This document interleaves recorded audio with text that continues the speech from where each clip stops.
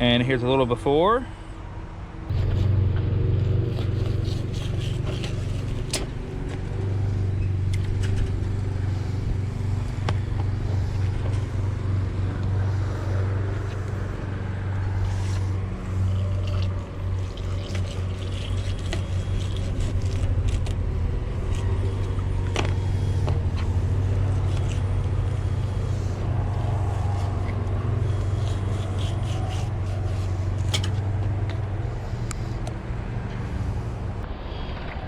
There's our meat for those catfish. Got some really nice fillets. I'm gonna go in here and clean this up right here a little bit. My kids are picky, so is my wife. I have to clean out all the red meat there. We're gonna let this soak in some salt water for a little while, rinse these off, and then we'll go and fry them up here in a little bit. All right, got my flour here. This is the fish batter mix I'm gonna use here. This is a flour base, not a cornmeal. There's nothing wrong with cornmeal, but I like the flour better. And then for our hush puppies, we have this guy here. You just add some water to it, stir it up, and let me get this hush puppies mixed up here. Get a bowl of this poured into it, and we're going to use this bowl right here, and we'll use this bowl here for our hush puppies. And then we'll go out here and light the old Coleman up and get the grease and cast iron hot, and we'll get to cooking.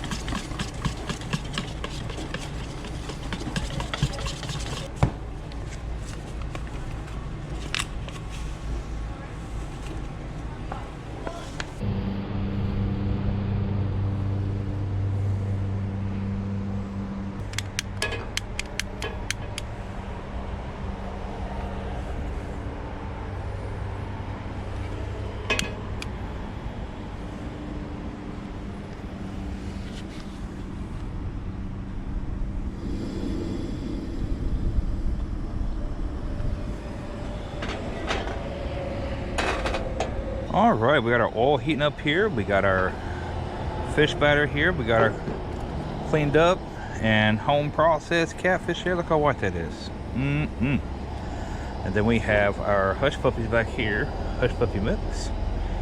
I usually like using an ice cream scoop for it. And if I can find it, here it is. So I like using for my hush puppy mix. I actually like using the scoops that scoops it out, but this will work for now.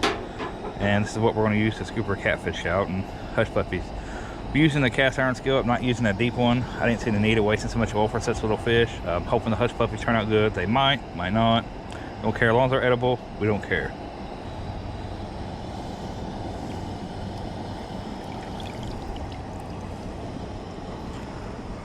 These will run in there.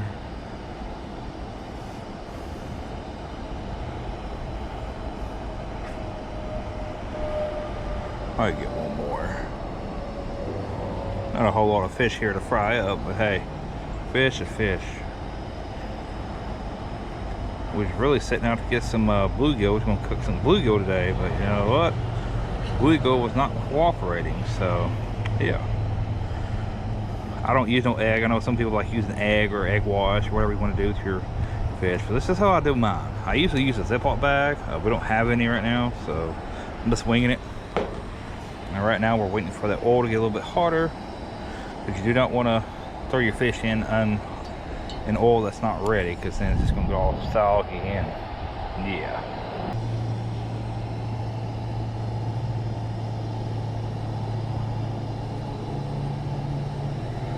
She may be warm enough now.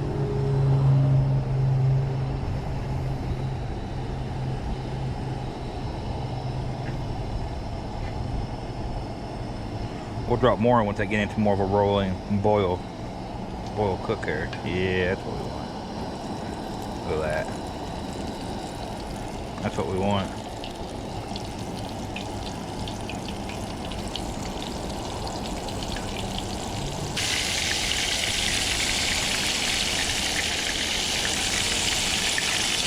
Drop some more down in there. Get my thing here to Stir it up because I'm not using a real deep pan here or nothing. And sometimes you have to flip your fish over if you don't have a lot of oil in it. Move them around.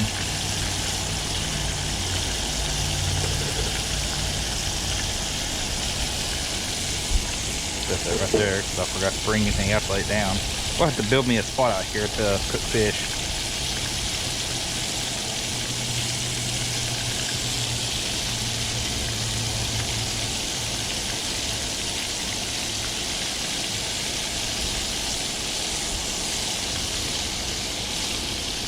What are you doing, Roscoe? Roscoe and Lily. Say hi, Lily. Say hi.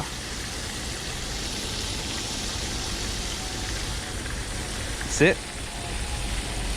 No, I don't have no treats. Roll over. Roll over. Lily, roll over. No. Roscoe.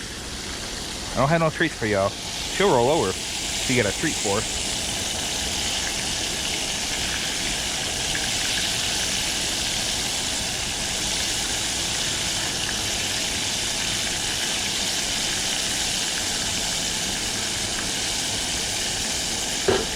Roscoe, I wouldn't be sitting underneath that table there, son. That grease pops up and gets you. It's gonna burn. Here, y'all come over here. There y'all go. Y'all go over there. Hate to have to burn my poodles.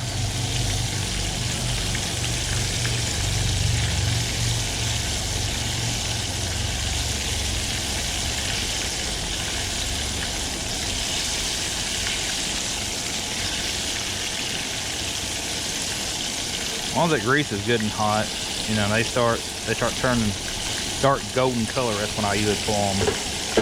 Now, usually what I'll do is if I'm in a deeper pan, I should have used a deeper pan, but I didn't want to use all the oil just for 4 fish and some hush puppies. Usually what I'll do is I'll wait till they're golden brown, and when they start floating to the top, then I'll start taking them out.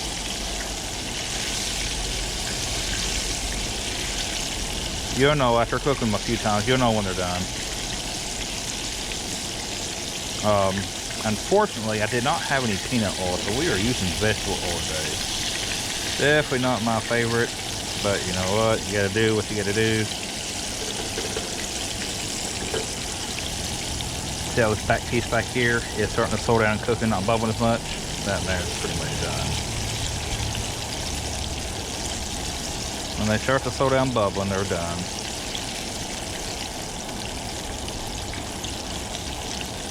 And if you don't believe me,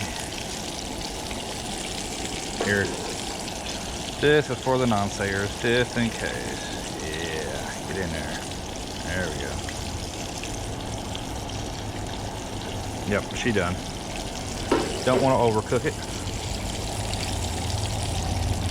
I'm trying to make a big mess out of all this.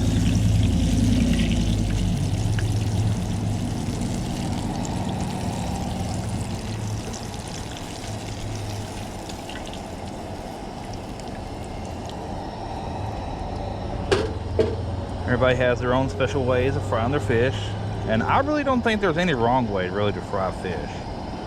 I really don't. So I just keep my fish wet in the water after I've cleaned them and rinsed all the salt water off, and then I just roll them in the dry flour here, in the Weisenberg flour here, and that's what I get.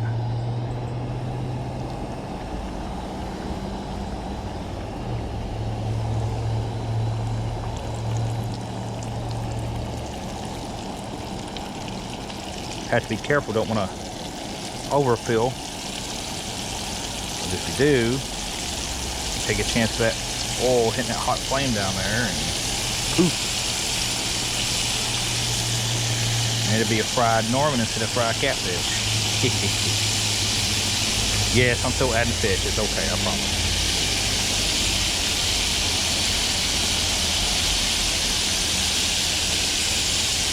And that's all our fish.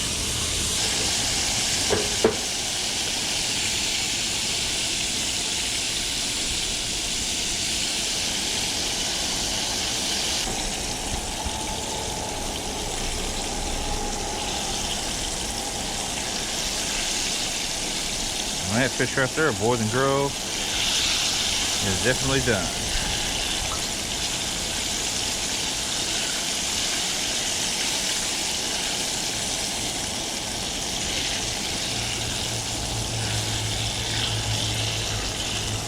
That big piece is wanting to be a little stubborn getting out of there. That's my piece. I get the big piece.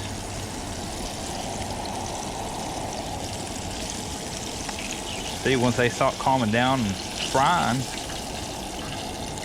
they're done. I know the color looks a little different right now while it's in the skillet, but once they sit there for a second, they'll brown up even more. See there?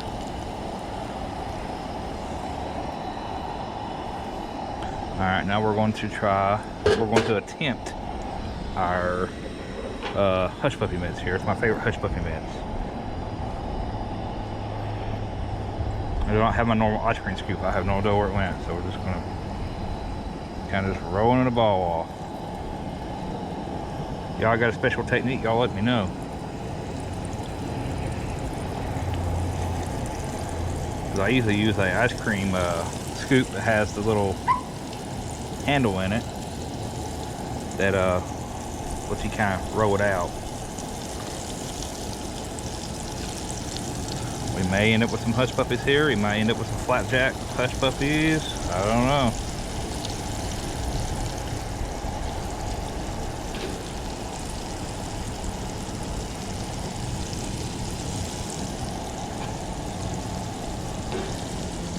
Thought about trying to use those ketchup bottles, you know, like they use on flat griddles, on the griddles, and squirt it out, kind of like they use for the pancakes, and they use for making oh crap, what's that thing called, funnel cakes. Yeah, just throw it in there. And just let them cook for a few minutes. I like to flip them over too. Yeah, we got some halfway hush puppies there. The other trick that I use, the one with the one I was telling you about, the ice cream scoop. It's got the little lever on the bottom, little lever in the bottom of them. They make perfect size hush puppies, and it makes coming out so much easier. Yeah. I'm gonna show you how that fish while I sit there and finishes up. See, after it's done sitting for a little bit, see how much more darker it's gotten. Yeah, that's what you want.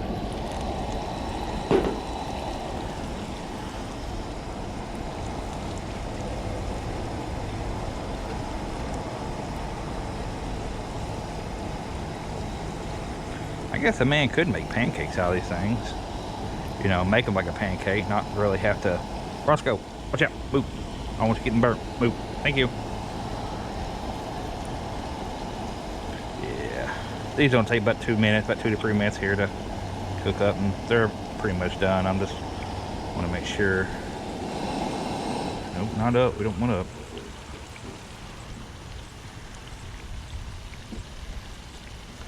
All right. While them sit there and simmer, I'm gonna go get another bowl for them. All right, got us another bowl here and some paper towels on the bottom of it. Now we're gonna dip them out. Definitely not my best hush puppies, but you know what? They all go down the same. That's all that matters.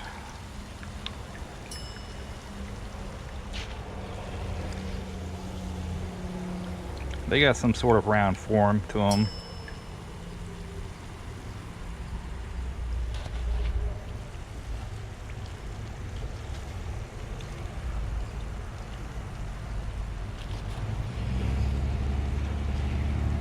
I've got a big fish deep fryer. I've got all kinds of stuff to deep fry fish in. I just love fish.